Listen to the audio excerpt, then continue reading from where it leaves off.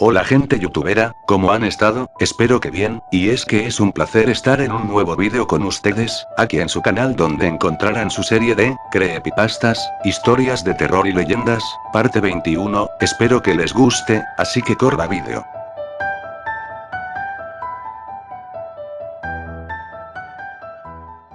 ¿Qué está pasando? En mi casa están pasando cosas que no me gustan en lo absoluto. Las veces que se me caen los libros del ático, cuando se me cambian los canales de la tele, o cuando mi perro ladra sin ningún sentido, ¿serán coincidencias? No creo.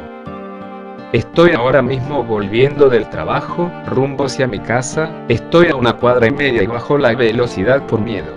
Miedo por el simple hecho de llegar a mi casa.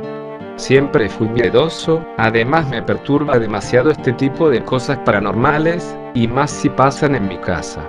Tengo miedo de consultarlo con alguien, no quiero quedar en ridículo, y menos que piensen que estoy volviéndome loco. Finalmente llegué a mi casa, por ahora todo normal, mi perro duerme, no hay libros caídos, nada raro. Siento que hoy será un mejor día, ayer no sentí nada en todo el día. Supongo que estas cosas ya no van a ocurrir otra vez. Seguramente, me asusté bastante porque pensé que no iba a pasar nunca más, y cuando pasó, me sorprendió. Sentí unos murmullos en el ático, aunque yo mismo no lo creía, subí a ver qué era. Debe ser mi imaginación, pensaba, mientras subía las escaleras. Cuando subí no había nada. Investigué un poco el lugar antes de bajar. Estaba todo en orden, excepto por los libros, algunos desordenados, otros mórbidos, o trozos de páginas levemente arrancados. Me asusté mucho. Bajé rápido y salí más temprano al trabajo, me senté en el parque, al aire libre, quizá despejaría mi mente. Estoy saliendo del trabajo, estoy decidido de que tengo que aceptar que todo lo que me ha pasado hasta ahora no ha sido nada más que producto de mi imaginación. Llegué a mi casa, mi perro me recibe asustado, como pidiendo auxilio, me metí adentro de casa, con miedo, pero decidido. Mi perro no se acercaba para nada a las escaleras que daban al ático, así que subí, con un cuchillo. Estaba muy nervioso, no tenía idea de qué me iba a encontrar arriba, pero igualmente, seguí subiendo.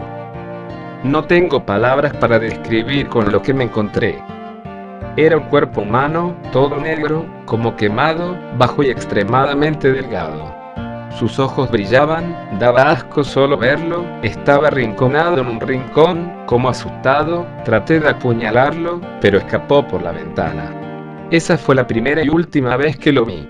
Estoy más tranquilo, los libros ya no se caen, la tele no se cambia, y mi perro está más tranquilo. ¿Habrá acabado todo ya? Todavía lo dudo. Mis compañeros de trabajo dicen que estoy como más vivo, una gran satisfacción es lo que siento al despertarme y saber que no va a ocurrir nada ese día. Pero, igualmente, me está costando más trabajo dormir. ¿Será que sigo siendo un miedoso, que sigo teniéndole fobia a las cosas paranormales? ¿O serán aquellos acelerados suspiros que siento debajo de mi cama? Anhelaba que fuera un sueño. Estaba solo, trabajando frente a la computadora. Era más de medianoche y debía levantarme a las 5 de la mañana para llegar temprano a mi trabajo. Por suerte ya casi acababa, solo faltaba añadir el toque final para poder irme a dormir. Todo andaba bien, hasta que pude captar bastantes errores en mi escrito, y no entendía por qué. Había hecho un gran trabajo, lo había leído y releído varias veces, en serio era un buen trabajo. Me pregunté cómo era aquello posible. Supuse que fue un virus el que me había cambiado las frases. O quizá estaba soñando. Molesto, en ese momento pensé que eso era lo peor que me había pasado en la vida, entonces golpeé el escritorio con fuerza, en vez de a la computadora, y me alejé del cuarto. Todavía tuve que subir unas largas escaleras, pero valía la pena, porque después algo de café calmaría ese sueño de demonio. Al fin logré subir, caminé descalzo por los pasillos. Todo estaba oscuro, y vi el reflejo de mi miedo en la oscuridad. Las puertas de los pasillos, ¿acaso piensan abrirse? Tonterías, estás paranoico. Ve rápido por esa maldita taza de café y acabemos con esto, pensé. Ya daban la 1:20 y estaba tranquilamente sentado en la mesa de la cocina. Nada me impediría descansar un rato, pero apenas volteé mis ojos hacia el reloj, la ansiedad volvió. Entonces bebí el café lo más rápido que pude, el ardor fue atroz, y dirigí mis ojos hacia lo profundo de los pasillos. Hace rato no eran tan largos, ¿qué? Espera, esta no es mi casa. No, tranquilo, estás delirando, claro que es tu casa.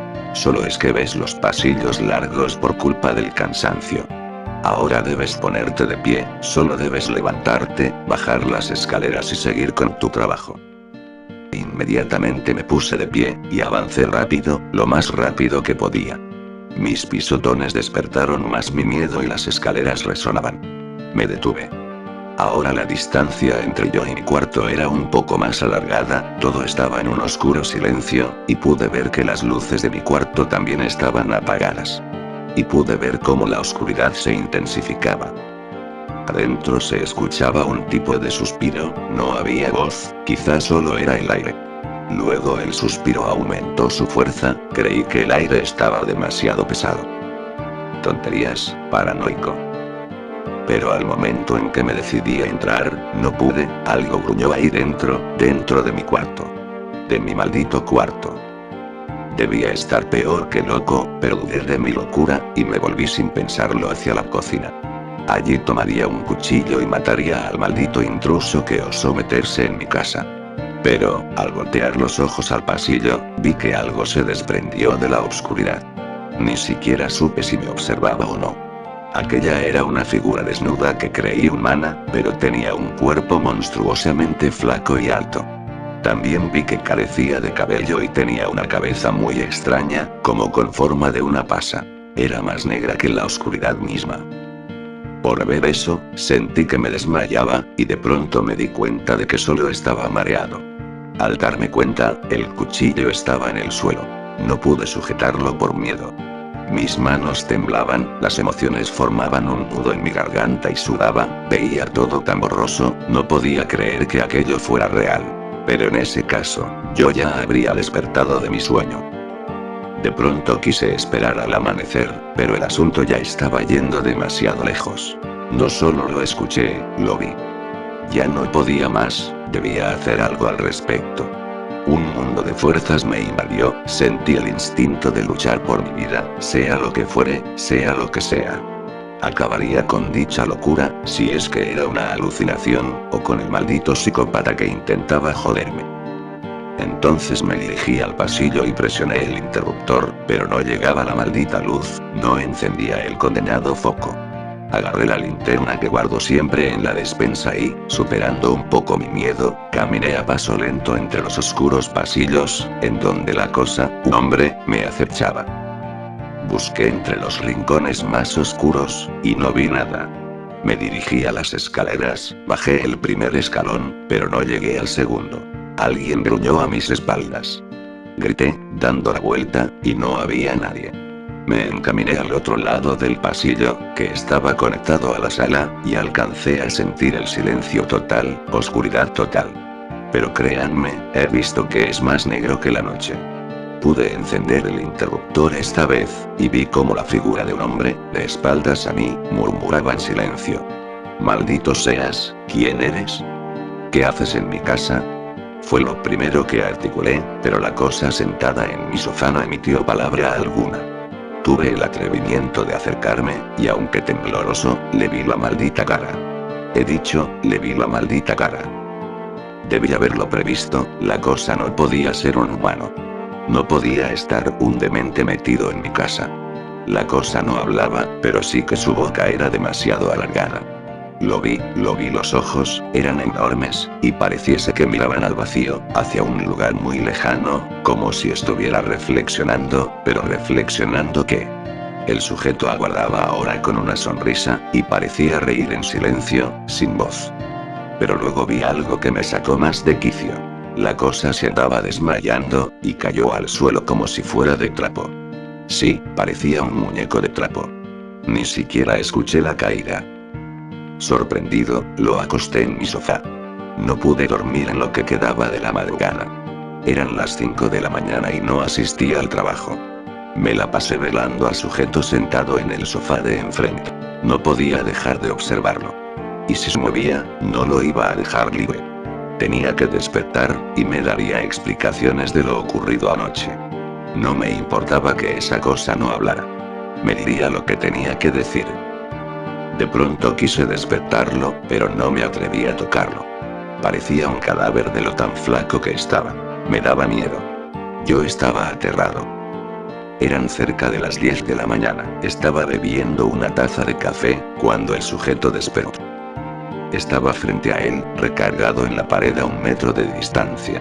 Y el sujeto abrió los ojos, se sentó y pareció merodear la sala entera con la mirada. Sus ojos grises y saltones estaban dispersos, parecía embobado mirando al techo, cuando clavó su mirada inexpresiva en mí. Sus ojos parecían acuchillarme, pero esta vez no sonrió. En eso, el sujeto abrió la boca y murmuró algo, pero no lo entendí. Le hice señas para que volviese a decirlo. ¿Qué te pasa, que no puedes hablar?, le dije. Parecía que intentaba hacerlo, pero no le salía la voz. Las cosas cambiaron cuando me di cuenta de que estaba a punto de vomitar. Y vomitó, salió un líquido negro y espeso de su boca. Yo quería llorar del pánico. En ese momento, les juro que no me lo creía, no me lo esperaba. ¿Qué era eso? ¿Qué es eso?, le dije. Al parecer la cosa no me escuchó. Alguien tocó el timbre, y me apresuré a abrirle, pero al abrir la puerta no había nadie. Extrañado, vi que en el suelo reposaba una carta. La abrí con cuidado, y leí. Hola. Entiendo que hoy no hayas podido venir al trabajo. No es necesario que vengas ni que me llames. ¿Ya está en tu casa? ¿Ya te saludó? ¿Ya te dijo su nombre? Bueno, Phil, espero que no te alarmes. Supuse que eres quien él buscaba. La verdad que es un sujeto demasiado extraño hasta lo que pude ver, espero que no me odies por habértelo traído a tu casa. No quise avisarte, creí que estabas dormido, como sea, creo que debes ser amable con él, me dijo que era tu pariente y que no tenía a dónde ir. Espero que te la pases muy bien con él. Suerte. Atentamente, tu preciado jefe. La muñeca de porcelana. Mamá, quiero esa muñeca, dijo la pequeña Isabel totalmente nerviosa por tener una nueva muñeca. Volveremos mañana para comprártela, ¿vale? Pero recuérdamelo, Isabel le contestó su madre en la misma tienda de antigüedades. Isabel tenía solo 7 años y medio, pero ella podía tener todo lo que le gustaba gracias a su mirada de pena que les ponía a sus padres. Esa misma noche, la pequeña tuvo dificultades para dormirse ya que solo pensaba en su futura nueva muñeca. Incluso si tenía un brazo menos, era la muñeca de porcelana más bonita que había visto nunca. Ella tenía muchas, pero esa iba a ser la más bonita de su colección. A la mañana siguiente, Isabel desayunó viendo sus dibujos favoritos, como cada mañana. Había soñado tanto con su muñeca que tenía sueño, estaba cansada, ya no quería esa muñeca. Ya no le gustaba. Así que pasó el día enjugazada con otras cosas y no le recordó a su madre que tenían que ir a por la muñeca, porque ya no la deseaba.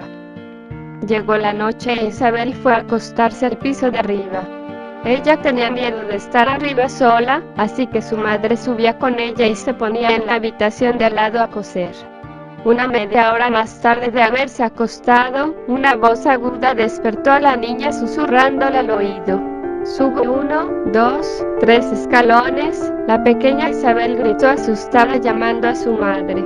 Mamá, hay alguien en la escalera que hace ruido. Su madre la tranquilizó diciendo que no había nada en absoluto.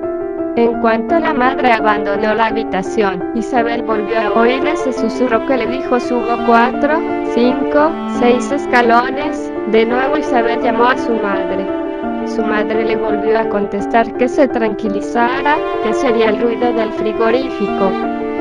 Pero la pequeña voz continuó subiendo las escaleras. Subo 7, 8, 9, 10 escalones y ya estoy en el pasillo, repitió la pequeña voz con una risa sarcástica.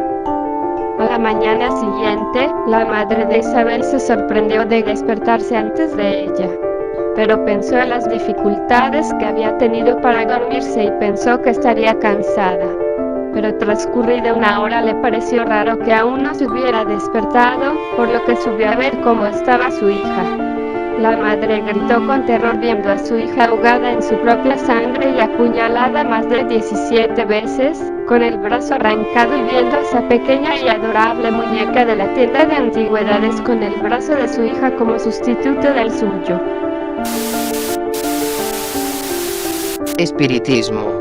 Todo comenzó una noche en la que decidimos hacer espiritismo a unos amigos y yo.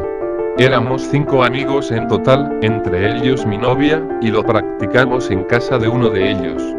No sabíamos mucho del tema, habíamos leído algo del tema, pero bueno, lo hicimos un poco a nuestro estilo. Hicimos sitio en el salón y dibujamos un pentagrama, cruz de 5 puntas en un círculo, en el suelo con arroz coloreado de rojo. También colocamos una vela en cada extremidad. Luego nos sentamos alrededor de él, sobre unos cojines. Habíamos cerrado bien las puertas y ventanas de la habitación. Para dar ambiente pusimos la banda sonora de la película Drácula a un sonido muy bajo y comenzamos a leer un encantamiento del libro de las sombras. Todo iba bien hasta que algo raro empezó a suceder y los nervios empezaron a aflorar. Empezó a oírse un murmullo en toda la habitación. Además, el techo se movía y temblaba en el suelo. Luego apareció una especie de viento, y una a una las velas se fueron apagando, excepto la de enfrente de nuestro amigo que tenía el libro de las sombras entre sus manos. Todos mirábamos a nuestro alrededor y poco a poco el terror se adueñaba de nuestras mentes. La música del reproductor cesó y una voz empezó a murmurarnos algo. Era una voz muy grave, pero no comprendíamos lo que decía.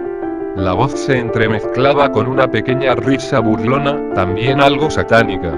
Mi novia lloraba, otro amigo temblaba de una manera increíble, hasta que la última vela se apagó y la música del CD volvió. Y como por arte de magia, la luz del salón se encendió. Ahora podíamos ver bien nuestro alrededor. Todo seguía igual, excepto el arroz que ya no formaba un pentagrama, sino un torbellino. Desde ese día, mis amigos y yo nunca hemos vuelto a practicar espiritismo. Y solo contamos esta historia en reuniones íntimas. Esta es la primera vez que lo cuento a tanta gente. La novia. Han pasado varios años y al parecer todos han olvidado aquel suceso que les narraré, pero yo jamás jugaría con una mujer. Se dice que en la Ciudad de México hubo una mujer de increíble belleza y dotada de un alma tan pura que todos los hombres querían cortejarla.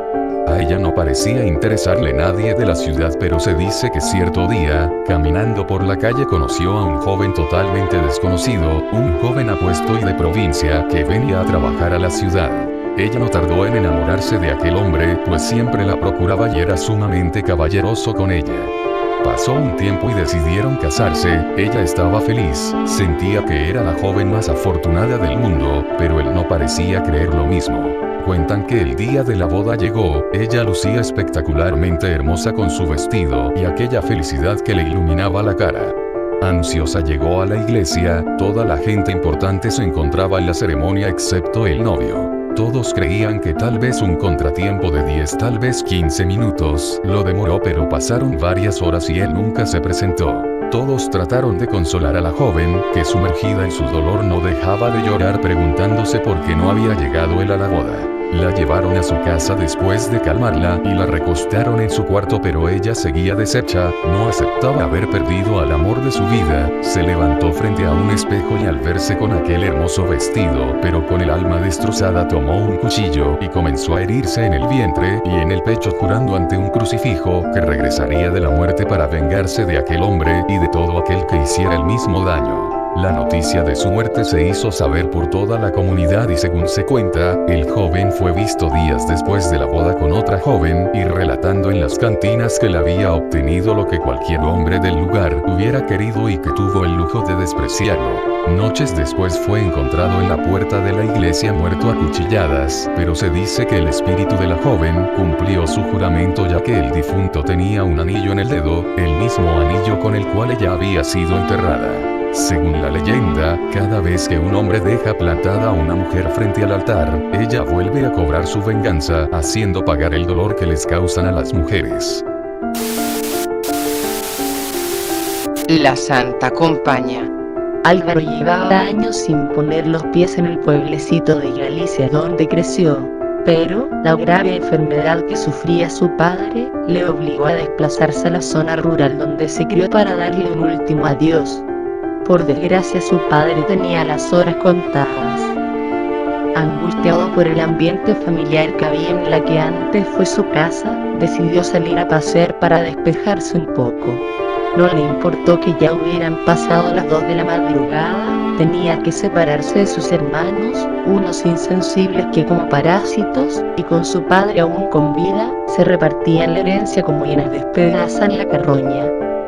Distraído y con la mente en otro lado, caminaba por los abandonados caminos que llevaban a la ermita del pueblo, una pequeña iglesia que se cerró varios años atrás por el grave deterioro que había sufrido su tejado en una lluvia de granizo.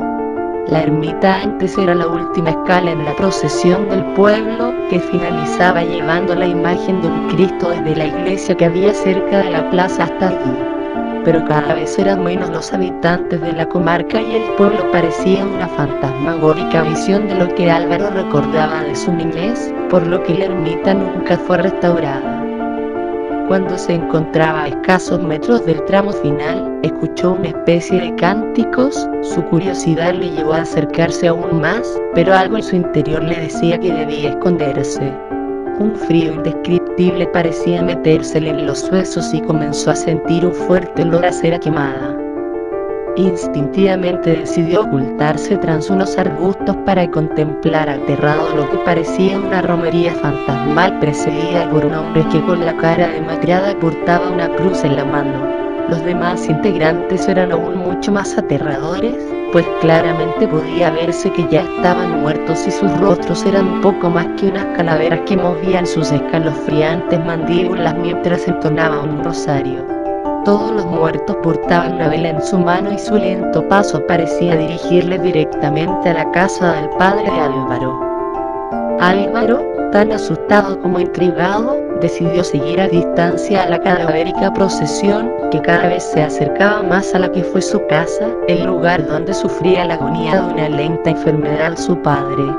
Hasta que sorprendentemente su padre apareció caminando y, sin mediar palabra, uno de los esqueletos envuelto en una túnica se le acercó y le ofreció una de las velas.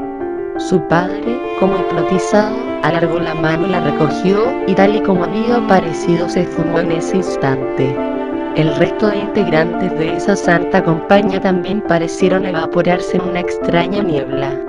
Todos menos el portador de la cruz, el primer integrante de la procesión de muertos que quedó tendido en el suelo durante unos segundos. Pasado ese tiempo se levantó y con la cara totalmente descompuesta por el cansancio y como si su misma vida fuera gradualmente absorbida por la compañía de los muertos, como un sonámbulo comenzó a caminar en dirección al pueblo. Álvaro estaba tan petrificado por el miedo que no podía moverse, solo el grito desgarrador de una de sus hermanas le despertó del shock en el que se encontraba. Casi sin darse cuenta había caminado siguiendo a la santa compañía hasta escasos metros de la casa de su padre, y el grito confirmó sus más temidas sospechas. La procesión de muertos había venido a reclamar el alma de su padre. Corrió tan rápido como pudo hasta la habitación donde yacía su padre ya sin vida. Prácticamente toda la familia se encontraba con él en el momento que su alma abandonó su cuerpo. Álvaro entendió en ese momento que la imagen que vio de su padre no era más que su alma uniéndose a una santa compañía con la que vagaría eternamente reclamando el alma de otros moribundos. Nota: la La Santa Compaña es una de las leyendas urbanas más conocidas y escalofriantes de la tradición oral española. Aunque normalmente todas las personas que dicen haber visto esta procesión de muertos se ubican en Galicia, también hay casos de avistamientos en Asturias y otras regiones del norte de España, donde también se la conoce como huestia. Básicamente se trataría de una procesión de muertos liderada por un vivo que porta una cruz. Este portador camina como si estuviera sonámbulo y no recuerda nada al día siguiente, aunque su vida se va consumiendo poco a poco por la compañía de los muertos.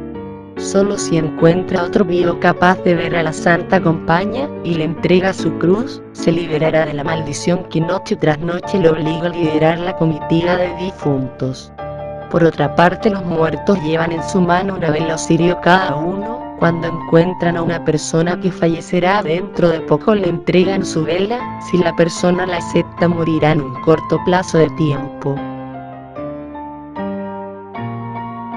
Bueno, eso ha sido todo por el vídeo de esta semana. Los veo en la próxima con un nuevo vídeo, y no se olviden de compartir, suscribirse si es la primera vez que ven mis vídeos, y también dense una vuelta por el canal para ver los otros vídeos. Yo me despido, pero sin antes mandarles un saludo y un abrazo a todos, que les vaya bien y todo, chao.